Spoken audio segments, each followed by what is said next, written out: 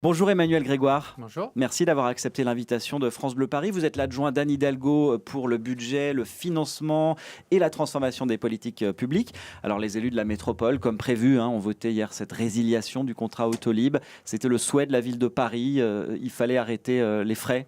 Oui, c'est le souhait des élus parce que le groupe Bolloré, avec sa menace à hauteur de plusieurs centaines de millions d'euros, 233 millions. rendait inéluctable cette décision. Il voulait engager un bras de fer mettant en danger les finances d'un certain nombre de collectivités. Il annonçait un déficit exorbitant pour la fin de ce contrat.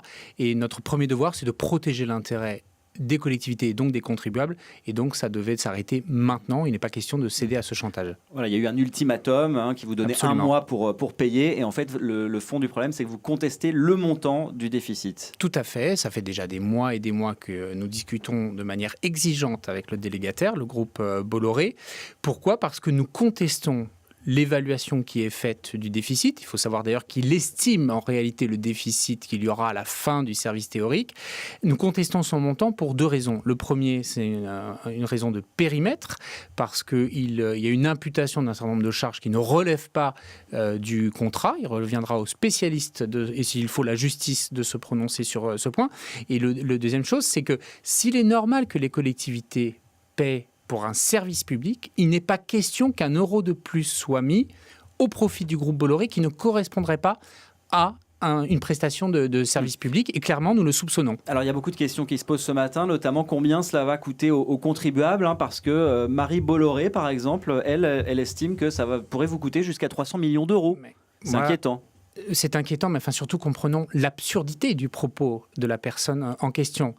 Il y a un mois, ils nous écrivent en disant que si le service continue jusqu'en 2023, ça va coûter 233, et qui aujourd'hui dit, si on arrête maintenant, c'est-à-dire 5 ans avant la fin théorique du contrat, ça va coûter 300. Mais il y a des pénalités à payer, vous le savez, quand on arrête le contrat. Il n'y a pas de pénalité. Il y a quand vous avez une résiliation anticipée, au contrat sont prévus un certain nombre de dispositifs, par ailleurs pas inintéressants, on peut y revenir sur le rachat des bornes. C'est un actif stratégique, il faut que nous les rachetions, nous souhaitons le faire.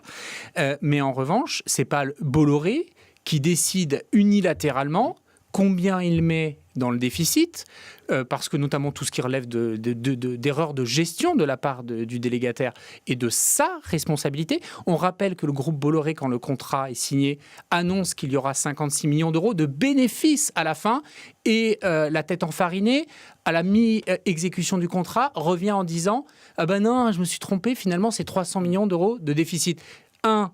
Il n'en est pas question, donc nous résilions le contrat. S'il est incapable de mener à bien l'exécution de ce contrat, nous y mettons fin.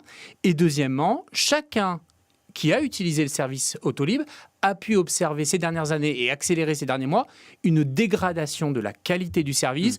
Les voitures étaient mal entretenues, elles étaient peu disponibles, elles étaient abîmées. Bref, le délégataire ne faisait pas son travail. S'il l'avait fait, peut-être que ça aurait en partie contribué à diminuer les risques d'exploitation sur ce service. Néanmoins, le contrat signé donc en 2010 stipulait qu'en cas de déficit, l'exploitant ne prendrait à sa charge que 80 millions d'euros. 60, pardon. Emmanuel Grégoire, c'était écrit noir sur blanc. Donc les collectivités doivent en théorie assumer la dette. Alors, c'est bien l'objet du débat depuis plusieurs mois. On rappelle que le contrat est signé. Il y a effectivement une clause qui dit qu'au-delà de 60 millions d'euros, c'est à la charge des collectivités. Mais le délégataire dit qu'il va faire 56 millions d'euros de bénéfices. Donc il va falloir, et soit on le fait à l'amiable, soit on le fera en contentieux, qu'il s'explique pourquoi, à l'époque, il explique qu'il va faire 56 millions d'euros de bénéfices, et pourquoi on découvre quelques années plus tard qu'il y a eu une forme de déficit caché pendant une longue période et qu'il s'est en réalité totalement trompé. Vous n'avez pas cru un peu aveuglément à cette promesse de bénéfices ?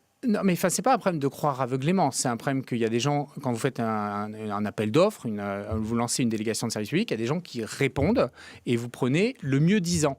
Et vous prenez le mieux disant sur la base de ce qu'ils proposent. Et donc, ce que nous allons plaider, c'est que oui, le déficit, il y a pu y en avoir, en partie pour des raisons de servitude de service public. Et ça, il est normal que les collectivités y contribuent, comme les collectivités financent n'importe quel service public de transport. En revanche, pas question de prendre des montants qui ne correspondraient pas à ce service public, qui sont liés soit à des erreurs de gestion de la part du délégataire de Bolloré, soit également au système de refacturation interne qui pèse sur le prestataire de service. Ça ira sans doute en justice. Vous espérez vous en tirer pour combien? Vous avez fait des prévisions? Écoutez, moi, mon travail, c'est de faire en sorte que ce soit le moins possible. Donc, évidemment, vous comprendrez que je ne fixerai aucun montant. Alors, parlons aussi des usagers. Ce qui a été dit, c'est que ce serait évidemment beaucoup moins que ce que demande le délégataire. Un petit peu quand même, parce que notamment, nous allons racheter les bornes. C'est quelque chose de très important, ce qui nous amène à votre question suivante sur qu'est-ce que va devenir le service. Oui, parce qu'il y a 100 à 150 000 personnes qui utilisaient Autolib. Pour eux, l'arrêt du service est brutal. Qu'est-ce que vous avez envie de leur dire ce matin? Alors d'abord, c'est malheureusement pas 100 à 150 000 personnes qui l'utilisaient. Sinon, il n'y aurait pas les mêmes difficultés d'exploitation. Il y a aussi beaucoup de gens qui étaient abonnés qui n'utilisaient plus le service. Ça fait partie du problème. C'est qu'il y avait de moins en moins d'usagers, et en tout cas beaucoup moins que ce qu'imaginait Bolloré. Et ce n'est pas que la faute du délégataire. En matière de mobilité, le service Autolib a été bousculé dans sa conception par rapport à l'origine. À l'origine du contrat, c'est révolutionnaire. D'ailleurs, tout le monde salue. Ça a très bien marché dans les premières années. Il y avait 1000 VTC quand le service Autolib est lancé. Il y en a plusieurs années après, des dizaines de milliers. Les auditeurs ont bien entendu que ces VTC, ils ont bousculé l'économie du secteur des taxis. Oui, et évidemment, Autolib n'est pas resté à l'abri de ça. Mais qu'est-ce qu'on fait aujourd'hui pour ces gens qui utilisaient Autolib pour se déplacer? Eh bien, deux choses. Aujourd'hui, on l'observe dans les grandes villes du monde. L'innovation, c'est de faire appel à des sociétés, des prestataires de services en autopartage. Il y en a beaucoup. Et donc, le premier principe, c'est ne pas se lier à un seul opérateur.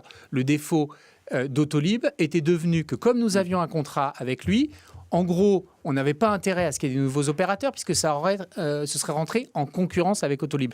Là, désormais, l'idée, c'est d'avancer de façon partenariale, plus par ces contrats publics que sont les délégations de services publics qui ne sont plus du tout adaptés à un secteur des mobilités où l'innovation est permanente, parce que sinon on se lie trop dans la durée. Et donc, en partenariat, nous allons faciliter autant que possible et le plus vite possible. Et d'ores et déjà, c'est déjà engagé. Il y a déjà plus de 600 voitures en autopartage. On va communiquer sur les solutions dans les semaines à venir. Maintenant. Exactement. La mobilité aujourd'hui, c'est plein de solutions de nature différente. Des scooters, des vélos, des trottinettes, à pied, en bus, en métro.